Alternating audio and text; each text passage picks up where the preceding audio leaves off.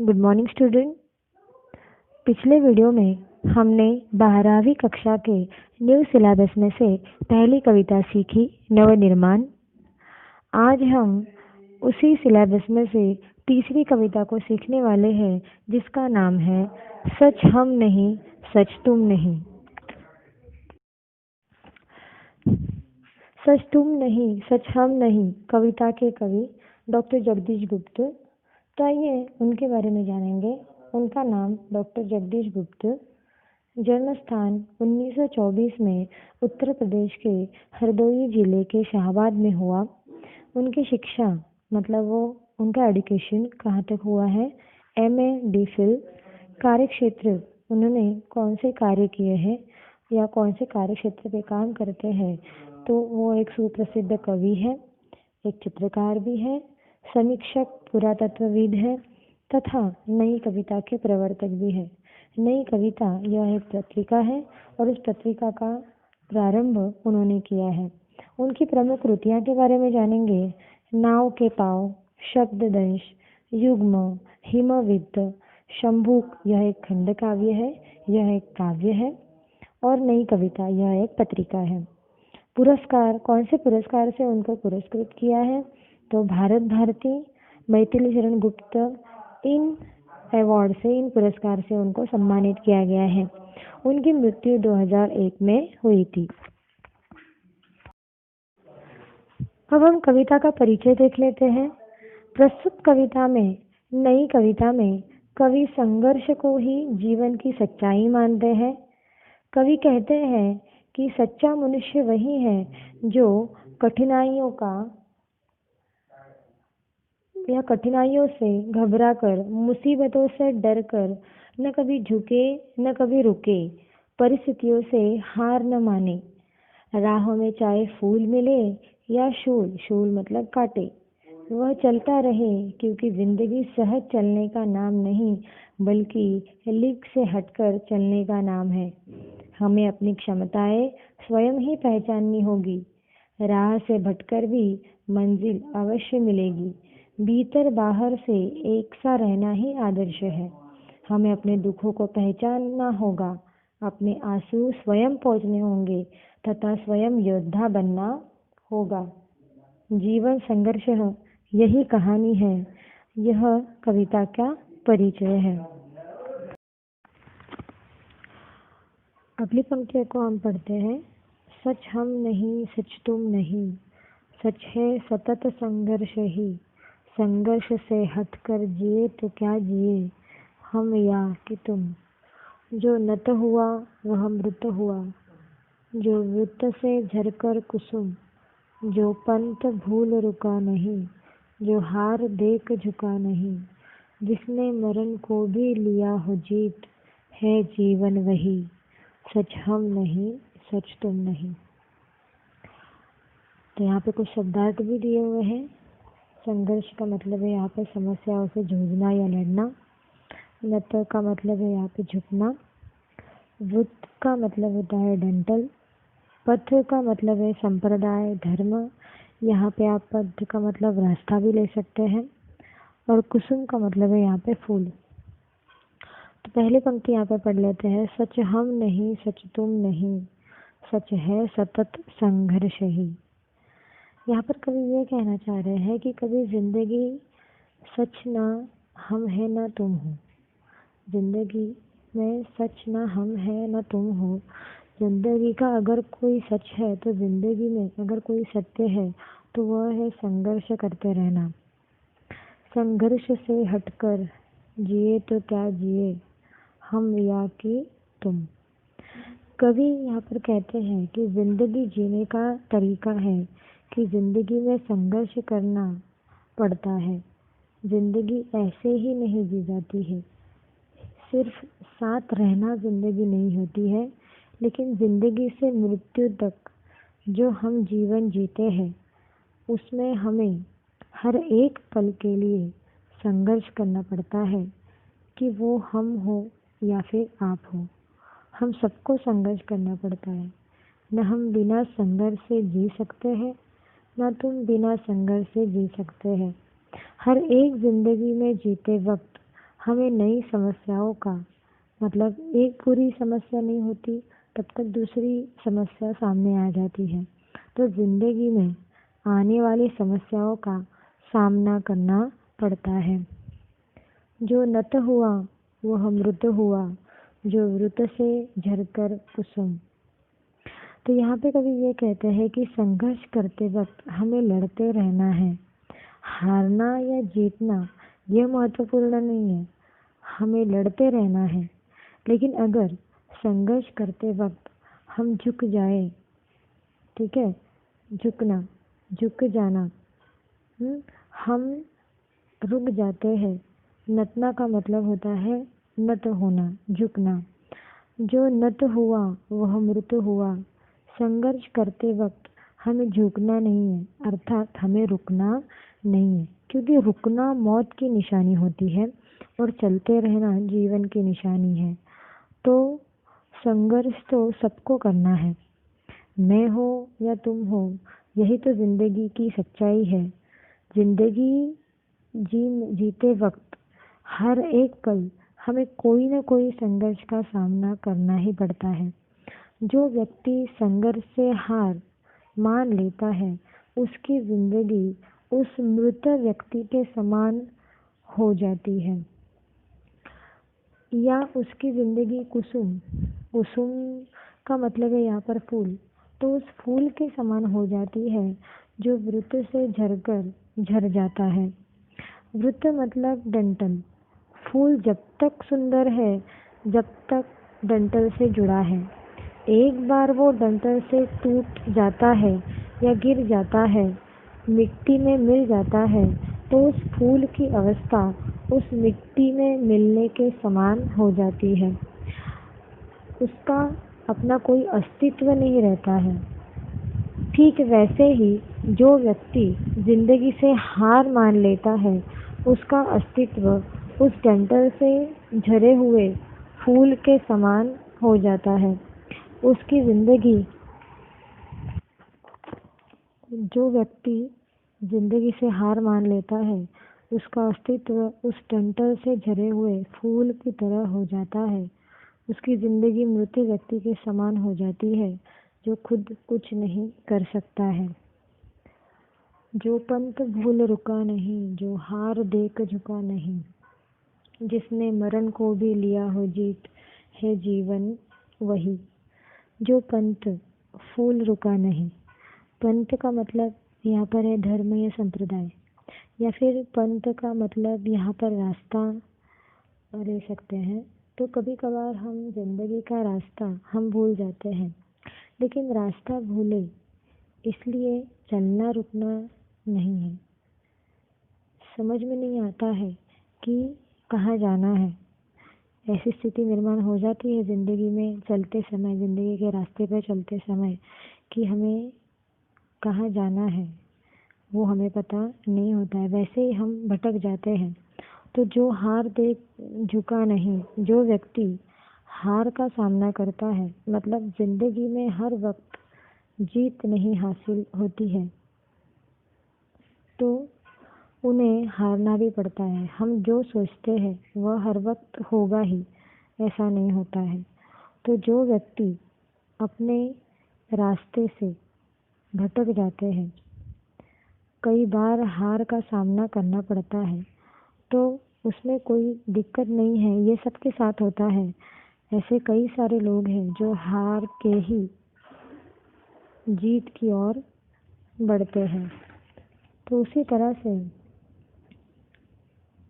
दूसरा रास्ता पंथ का ये है धर्म या संप्रदाय। तो आप यहाँ पर ये अर्थ भी ले सकते हैं कि जो व्यक्ति धर्म संप्रदाय इनमें उलझ कर नहीं रहता, जो संघर्ष करता है, जो समस्याओं से हार नहीं मानता, या फिर जो मृत्यु पर भी विजय पाने की क्षमता रखता है, जिसने मरण को भी लिया हो जीत, मतलब जो व्यक्ति मृत्यु पर भी विजय पा लेता है, वही व्यक्ति जो है वो सच्चाई के रास्ते पर चल सकता है, संघर्ष पर चल सकता है। वही जीवन है, वही लाइफ है। सच हम नहीं, सच तुम नहीं, वही व्यक्ति सफल जीवन जीता है। सच्चा मनुष्य कभी संघर्ष करने से हारता नहीं है। ऐसा करो जिससे न प्राणों में कहीं जड़ता रहे, जो है जहाँ चुपचाप अपने आप से लड़ता रहे। जो भी परिस्थितियाँ मिले, काटे चुभे कलियाँ खिले, टूटे नहीं इंसान बस संदेश यौवन का यही। सच हम नहीं, सच तुम नहीं, सच हम नहीं, सच तुम नहीं। यहाँ पर जड़ता का मतलब है ठहराव या अचलता।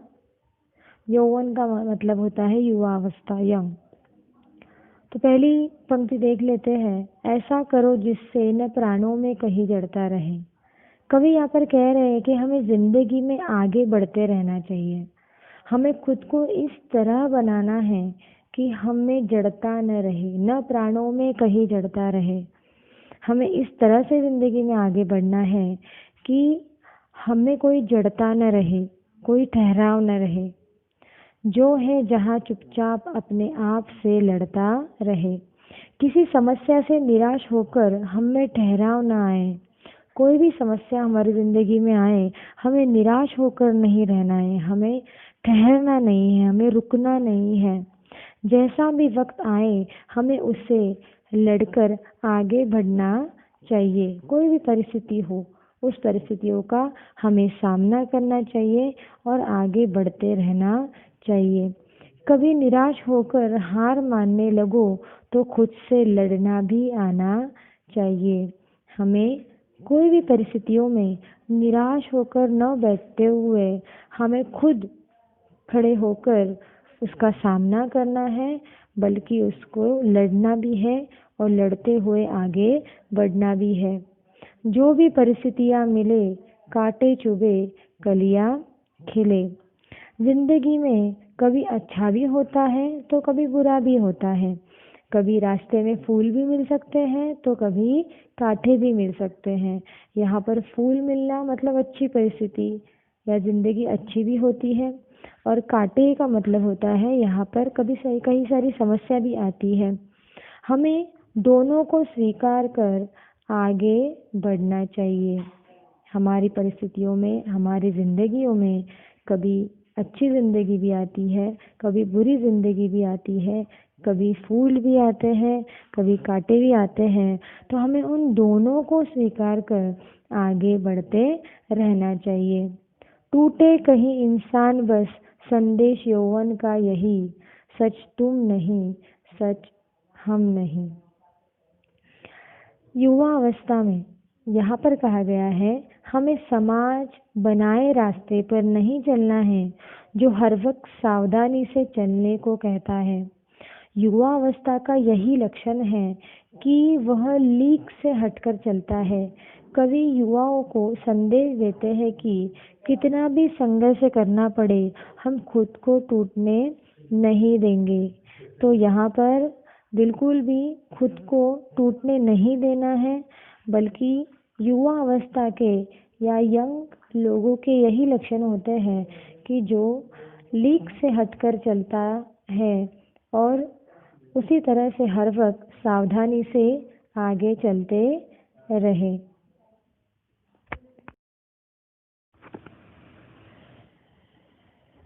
हमने रचा आओ हम ही अब तोड़ दे इस प्यार को।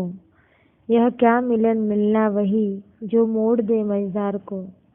जो साथ फूलों के चले, जो ढाल पाते ही ढले। यह जिंदगी क्या जिंदगी जो सिर्फ पानी से बही। सच हम नहीं, सच तुम नहीं, सच हम नहीं, सच तुम नहीं। शब्दार्थ: ढाल मतलब उतार या ढलान। मझधार मतलब नदी की धारा के बीच। भावार्थ ये है, कवि ये कहना चाह रहे हैं यहाँ पे कि हमने रचा आओ हम ही अब तोड़ दे इस प्यार को। हम खुद से इतना प्यार करते हैं, इतना प्यार करते हैं कि कभी कमज़ोर हो जाते हैं। हम खुद से प्यार करने की वजह से हम ही कमज़ोर पड़ जाते हैं। हम अपने आप को सुरक्षित रखना चाहते हैं क्योंकि हम अपने आप से बहुत ज़्यादा प्यार करते हैं, और यही हमारी कमज़ोरी होती है। एक्चुअली यहाँ पर संघर्ष करने से हम घबराते हैं। वास्तविकता से अगर देखा जाए तो हम यहाँ पर संघर्ष करने से घबराते हैं। अब हमें ही इस कमजोरी से बाहर निकलना होगा। हमारी जो कमजोरी है कि खुद से प्यार करना और खुद को सुरक्षित रखना, ये जो हमारी कमजोरी है, इस कमजोरी से हमें बाहर निकलना चाहिए और हमें संघर्ष करने से बिल्कुल भी घबराना नहीं है। यह क्या मिलन मिलना वही जो मोड़ दे मझधार को। यहाँ पर कवि ये कहना चाहते हैं, हमें इतना सख्त बनना है कि मझधार को मोड़ने की क्षमता हम में निर्माण हो। मझधार का मतलब है यहाँ पे नदी की धारा के बीच में हम फंसे हैं और इस नदी के धारा से हमें निकलकर हमें बाहर निकलना है। हमें इतना सख्त बनना है कि हमें इस मझधार को मोड़ने की क्षमता हमें निर्माण होनी चाहिए। जो 7 फूलों के चले, जो ढाल पाते ही ढले, यह जिंदगी क्या जिंदगी जो सिर्फ पानी से रहे। कवि यहाँ पर ये कहना चाहते हैं कि निरुद्देश्य जिंदगी जीना यह जीवन नहीं है। निरुद्देश्य जिंदगी मतलब जिसका कोई जिंदगी में उद्देश्य नहीं है, जिसका कोई जिंदगी में ध्येय नहीं है, एम नहीं है, ऐसी जिंदगी जीना यह जीवन नहीं होता है। जिस व्यक्ति ने अपना उद्देश्य तय कर लिया, अपना लक्ष्य तय कर लिया, वही व्यक्ति जिंदगी में आगे बढ़ता है, वही असली जिंदगी जीता है। अपना लक्ष्य तय कर उस पर चलना ही जीवन है। अपने लक्ष्य को हमें पहले तय करना है, हमें तय करना है अपने लक्ष्य को, डिसाइड करना है अपने लक्ष्य को, एम को, और उस पर ही हमें अपने ज़िंदगी के रास्ते पर आगे बढ़ना है। मझधार में पहुंचकर भी लक्ष्य की ओर खुद को मोड़ सकने की क्षमता ही जीवन का सत्य होता है। तो अपने एम को तय करने के बाद जब हम उस रास्ते पर आगे चलते हैं, जीवन के उस मझधार में हम पहुंच जाते हैं, तो उस मझधार में पहुंचने के बाद भी हमें अपने लक्ष्य को बिल्कुल भी नहीं भूलना है।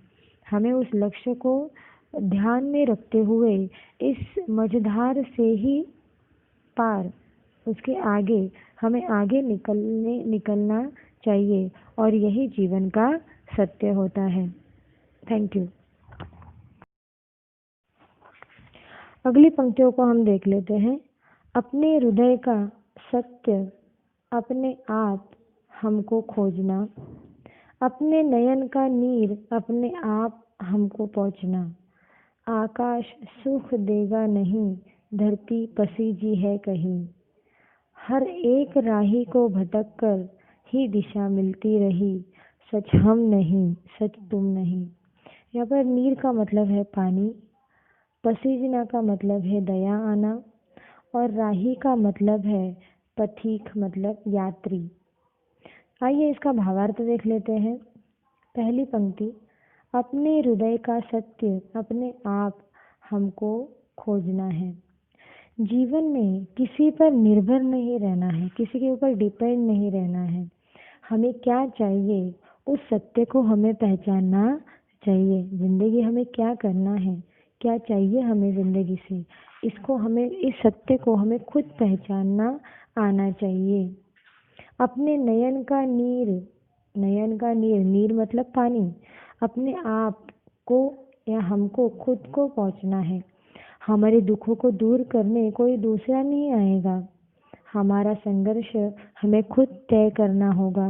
हमारे आंसू पोंछने के लिए कोई दूसरे व्यक्ति नहीं आएंगे, बल्कि हमें ही हमारे दुखों को दूर करना है और आगे बढ़ते रहना है। हमारा संघर्ष हमें खुद तय करना होगा। आकाश सुख देगा नहीं, धरती पसीजी है कहीं। पसीजी का मतलब है यहाँ पे दया आना। जीवन का उद्देश्य तय करना, हमें पहले हमारा उद्देश्य क्या है वो तय करना होगा, डिसाइड करना होगा। प्रकृति जीवन कैसे जीना है यह सिखाती है। प्रकृति मतलब नेचर हमें जिंदगी कैसे जीना है यह हमें सिखाती है। किंतु जीना तो हमें ही है। जीना किसको है? हमें है। ऐसा कभी नहीं होगा कि आकाश हमें खुशी दे या धरती हम पर दया करे। यह तो एक मानवीय भावनाएं हैं, फीलिंग्स है मनुष्य की, कि आकाश हमें खुशी देता है या धरती हम पर दया करती है। तो यह एक मानवीय भावनाएं हैं, एक इमोशंस है इंसानों की। इससे हमें खुद जूझना है, खुद लड़ना है हमें इस जिंदगी से। राही को चलकर ही मंजिल मिलती है, हर एक राही को भटक कर ही दिशा मिलती है। कोई भी राही, कोई भी इंसान जीवन के पथ पर चल रहा है, तो उस राही को जब वो चलता रहेगा तभी उसकी मंजिल उसको मिलेगी। सच्चाई यही है कि चलने वाले को ही मुसीबतों का सामना करना पड़ता है। जो इंसान चलता है, आगे बढ़ता है, वही इंसानों को समस्याओं का, मुसीबतों का सामना करना पड़ता है। और रास्ते में भटकने के बाद ही हमें सही मंजिल तक हम पहुंच सकते हैं। इसलिए यहाँ पर कवि कह रहे हैं कि हमें जीवन में किसी पर निर्भर नहीं रहना है, बल्कि हमें आगे बढ़ना है। हमें क्या सत्य है ये पहचानना है। बेकार है मुस्कान से ढकना हृदय की खिन्नता, आदर्श हो सकती नहीं तन और मन की भिन्नता। जब तक बंधी है चेतना, तब तक प्रणय दुख से घना, तब तक न मानूंगा कभी इस राह को ही मैं सही। सच हम नहीं, सच तुम नहीं, सच हम नहीं, सच तुम नहीं। शब्दार्थ: खिन्नता का मतलब है यहाँ पर उदासी, घना का मतलब है यहाँ पे गहरा, और चेतना का मतलब है यहाँ पे जागरूक अवस्था। तो चलिए आइए उसका भावार्थ देख लेते हैं। बेकार है मुस्कान से ढकना हृदय की खिन्नता। कवि यहाँ पर ये कहना चाहते हैं कि बनावटी या कृत्रिम मुस्कान से मन में दुख, व्यथा या कष्ट को छिपाना बेकार है। हमें सच्चाई को सहजता से स्वीकार कर लेना चाहिए, या उसको छिपाने की कोई भी आवश्यकता नहीं है। अर्थात मनुष्य को अपनी पीड़ा छिपाने की जरूरत ही नहीं है। आदर्श हो सकती है तन और मन की भिन्नता। यहाँ पर कवि ये कहना चाहते हैं कि उत्तम व्यक्ति या श्रेष्ठ व्यक्ति वही होता है जिसके तन और मन में मेल हो या फिर समानता हो। मन में कुछ होना और चेहरे पर कुछ होना, यह दिखाना उचित नहीं होता है। जब तक बंधी है चेतना, जब तक प्रणय दुख से घना, तब तक न मानूंगा कभी इस राह को ही मैं सही। हमें इस कटु सत्य को स्वीकार कर लेना चाहिए। जब तक मैं जीवित हूँ और जब तक मेरा साथी दुख ही दुख है, तब तक मैं एक जीवन राह को सही नहीं मानूंगा। दुख तो हमारे जीवन का एक अभिन्न अंग होता है, उसके बिना जीवन संभव ही नहीं है। फिर भी मनुष्य सुख पाने की लालसा रखता है। वो सदैव प्रयत्न करते रहता है कि उसकी लाइफ में या उसके जीवन में उसको दुख के अलावा सुख ही सुख मिले। कवि कहते हैं कि परिस्थिति कैसी भी हो, जीवन घोर दुखों से क्यों न भरा हो, पर हमें तब तक चलते रहना चाहिए जब तक लक्ष्य की प्राप्ति नहीं हो सकती या नहीं हो जाती। कहने का तात्पर्य यह है कि संघर्ष करने वाले का ही जीवन लक्ष्य प्राप्त करता है।